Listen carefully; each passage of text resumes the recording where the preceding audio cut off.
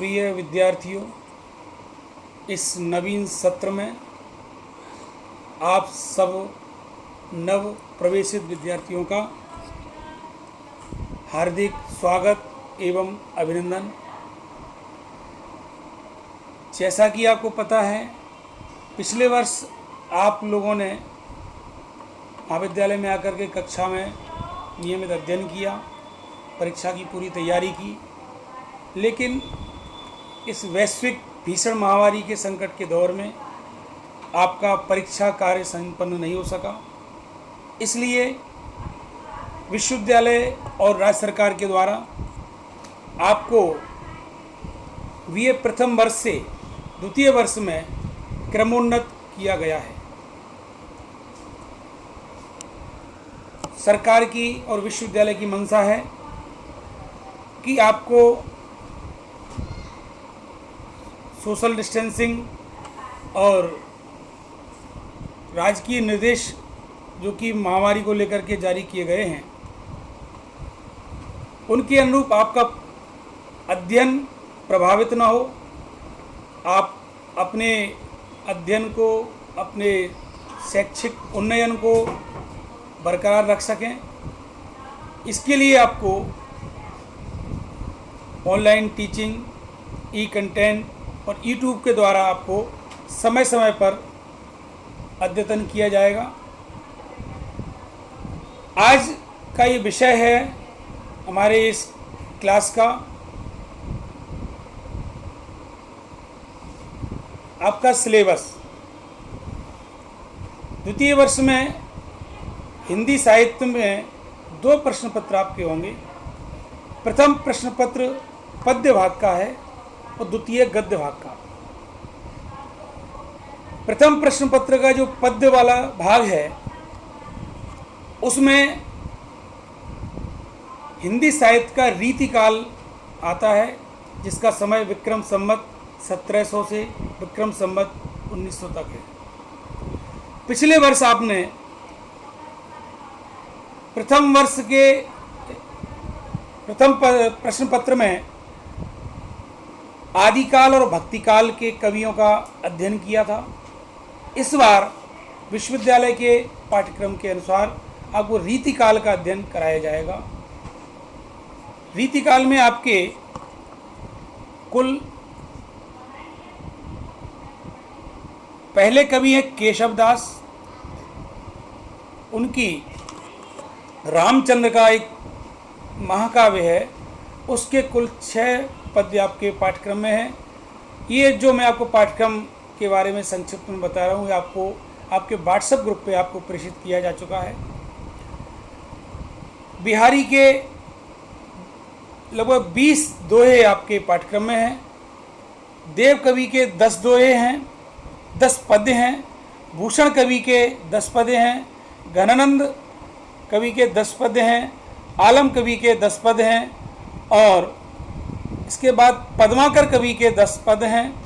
और सेनापति जो कवि हैं, उनके 8 पद्य हैं। और इन 8 कवियों के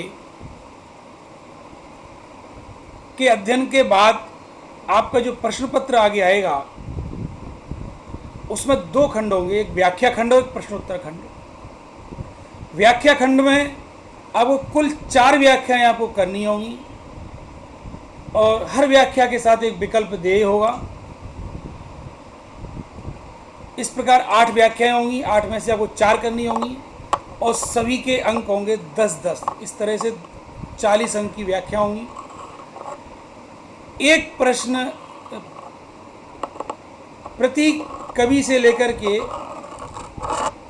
8 प्रश्न आपसे पूछे जाएंगे। 8 में से 4 करने होंगे और चारों प्रश्न के प्रति प्रश्न 15 अंक होंगे। इस प्रकार 60 अंक होंगे। 100 अंकों का यह प्रश्न पत्र है। चूँकि प्रथम प्रश्न पत्र में विद्यार्थियों को पद्य भाग होने की वजह से, मध्यकालीन भाषा होने की वजह से कठिनाई आती है, इसलिए हम कठिनता से सरलता की ओर जाने वाली पद्धति की ओर चलेंगे। आपको पहले जो कवि हैं आपके पाठ्यक्रम में, वो हैं केशवदास और दूसरे कवि जो बिहारी हैं, इनके बारे में आपको समय समय पर आपको अगली हमारी क्लास होगी, उसमें आपको हम पहले कभी भी केशव दास से अध्यापन अपना शुरू करेंगे। अब बात है दूसरे प्रश्न पत्र की। वह गद्य खंड से आता है। उसमें 3 खंड हैं। 100 अंकों का द्वितीय प्रश्न पत्र होगा। पहला खंड है नाटक। इस ध्यान रहे, इस द्वितीय प्रश्न पत्र का विषय है नाटक एवं एकांकी। नाटक आपका एक है जिसका नाम है कोणार्क। यह नाटक आधुनिक नाटककार जगदीश चंद्र माथुर द्वारा रचित है। इसके अतिरिक्त दूसरे खंड में आपके 7 एकांकियाँ हैं। उनके नाम आपके पाठ्यक्रम में आप अपने व्हाट्सएप ग्रुप पे देख सकते हैं। राम कुमार वर्मा की उत्सर्ग, भुवनेश्वर की तांबे के कीड़े, उपेंद्र नाथ की एकांकी है नया पुराना, विष्णु प्रभाकर की एकांकी है ममता का विष, लक्ष्मी नारायण लाल इनकी एकांकी है काल पुरुष और अजंता की नर्तकी, धर्मवीर भारती की एकांकी है आवाज़ का नीलाम, और सुरेंद्र वर्मा की एकांकी है हरी घास पर घंटे भर।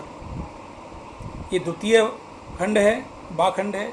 तृतीय सा खंड आता है जिसमें नाटक एवं एकांकी का उद्भव विकास ये आता है। इस प्रकार 3 खंड हैं। अंक का विभाजन इस प्रकार रहेगा। कुल 4 व्याख्याएं आपसे पूछी जाएंगी, 2 नाटक से पूछी जाएंगी, 2 एकांकी से। सभी में एक एक विकल्प देय होगा। 9 अंकों की 9 अंकों की व्याख्या होंगी। इस प्रकार 36 अंक होंगे। दूसरे खंड से नाटक पर 2 प्रश्न, एकांकी पर 2 प्रश्न और दोनों में ही विकल्प देय होंगे। एक 8 नंबर का प्रश्न रहेगा, वो रहेगा टिप्पणी परक। वो टिप्पणी नाटक एकांकी कहीं से भी आ सकती है। 8 नंबर का प्रश्न है। इस प्रकार से हमारा ये पाठ्यक्रम है प्रथम और द्वितीय वर्ष का, द्वितीय प्रश्न पत्र का। अब विद्यार्थियों, आपको ध्यान रखना है, इसके एक इसके जो पाठ हैं वो बड़े महत्वपूर्ण हैं। एक एक रचनाकार अपने अपने युग का, काल का प्रतिनिधित्व कर रहा है। आप ये ना माने कि ये पाठ्यक्रम से ही आपका रीतिकाल या नाटक एकांकी का पाठ्यक्रम पूरा हो जा रहा है। ऐसा बिल्कुल नहीं है। यदि रीतिकाल में यदि केशव दास के 6 पदों को पढ़ाया जा रहा है तो आपको ध्यान में ये रखना है कि वो 6 पद तो एक उनके नमूने हैं। इसी प्रकार से पूरी केशव दास को समझा जाना चाहिए। जब केशव दास को समझाए तो केशव दास के साथ साथ और आपके रीतिकाल के अन्य कवि हैं, उनको भी आपको समझना है। एक कवि के माध्यम से, जैसे एक कुशल गृहिणी चावल को पकाती है, दाल को पकाती है, एक दाना देखती है वो पका है या नहीं पका है, पक गया है तो देख लेती है सारे पक चुके हैं। उसी प्रकार से आपने एक कालखंड के एक कवि का अध्ययन कर लिया है, समझ लिया है, तो उससे माना जाता है कि आपने उस काल के, उस धारा के अन्य कवियों और अन्य कृतियों का अपने अध्ययन और समझ आपने विकसित कर ली है। इस प्रकार से आपके आज, चूँकि हमारा एक आपका स्वागत में, विद्यार्थियों के स्वागत के लिए आज का हमने व्याख्यान रखा है, ये संक्षिप्त व्याख्यान रहेगा। अगले व्याख्यान से आपको नियमित तौर से बिना भूमिका के बीए और प्रथम प्रश्न पत्र जो है वह प्रश्न पद्य वाक्य का आचार्य केशव की रामचंद्र का उससे पढ़ाना शुरू किया जाएगा। इसके लिए आप तैयार रहें। आपका बहुत बहुत आभार। और जिन विद्यार्थियों के पास इस प्रकार की सुविधा ना हो, वो किसी प्रकार से मदद लेकर के कैसे भी है, सरकार की जो मंशा है, MHRD मिनिस्ट्री मानव संसाधन विकास मंत्रालय भारत सरकार की मंशा है, और हमारे राज्य और केंद्र सरकार के अनुरूप हमारे देश के शिक्षाविद और पूरी दुनिया की धारा, जो अब हम साक्षात पढ़ते थे, गुरु से संपर्क करते थे, वो न रह कर के एक मौखिक तौर से, एक वर्चुअल पद्धति से ये अध्ययन अध्यापन का समय चल रहा है। अब सभी विद्यार्थी इस ओर बड़ी रुचि और लगन से भाग लेवें। इसमें कई विद्यार्थियों को डर भी होगा, आशंकाएं भी होंगी, कुछ चुनौतियां भी होंगी, समस्याएं भी आएंगी, लेकिन उन सब को पार करते हुए हमें आज और आगे आने वाले भविष्य में आपका जीवन उन्नत हो, उसके लिए आपको तैयार रहना पड़ेगा और पूरे मनोयोग से इसका स्वागत करें। नए अवसर पैदा होंगे आपके लिए। अब ध्यान रहे, पुरानी पद्धतियाँ आपकी जा चुकी हैं पीछे। कुछ अच्छा रहेगा वो आगे आएगा, लेकिन कुछ पीछे भी छूटेगा।